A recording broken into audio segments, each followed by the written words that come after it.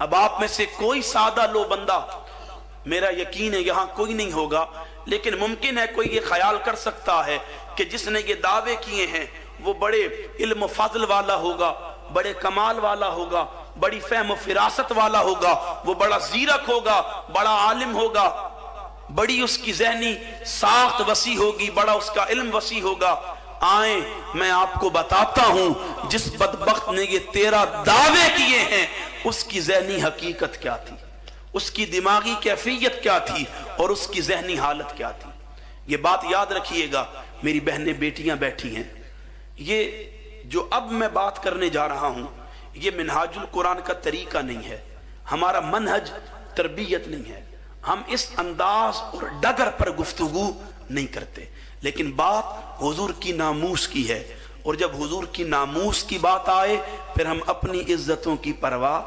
نہیں کرتے، صرف سمجھانے کے لیے نقل کفر نہ باشد۔ تو سامعین محتشم، وہ جس نے یہ 13 دعوے کیے اس کی دماغی کیفیت کیا تھی سنیں۔ اس کا سب سے بڑا گماشتہ مرزا بشیر قادیانی اپنی کتاب سیرت المہدی میں لکھتا ہے کہ مرزا صاحب خود کو خدا کا نطفہ کہا کرتے تھے،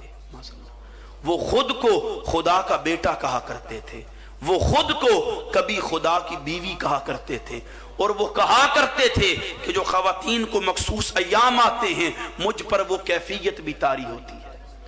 وہ پھر جب یہ باتیں کرتے تھے صرف اسی پر اکتفا نہیں کرتے تھے، ان کی ذہنی حالت کا اندازہ لگانا ہو۔ اس کا ایک اور گماشتہ معراج الدین عمر قادیانی اپنی کتاب براہین احمدیہ میں لکھتا ہے کہ مرزا صاحب کو پیشاب کے قطروں کی بیماری تھی، پھر انہیں گڑ کھانے کا بھی بڑا شوق تھا، وہ اپنی ایک جیب میں گڑ رکھتے تھے، ایک جیب میں مٹی کا ڈھیلا رکھتے تھے، جب پیشاب کی رغبت ہوتی گڑ سے صاف کر لیتے تھے اور مٹی کا ڈھیلا کھا لیا کرتے تھے۔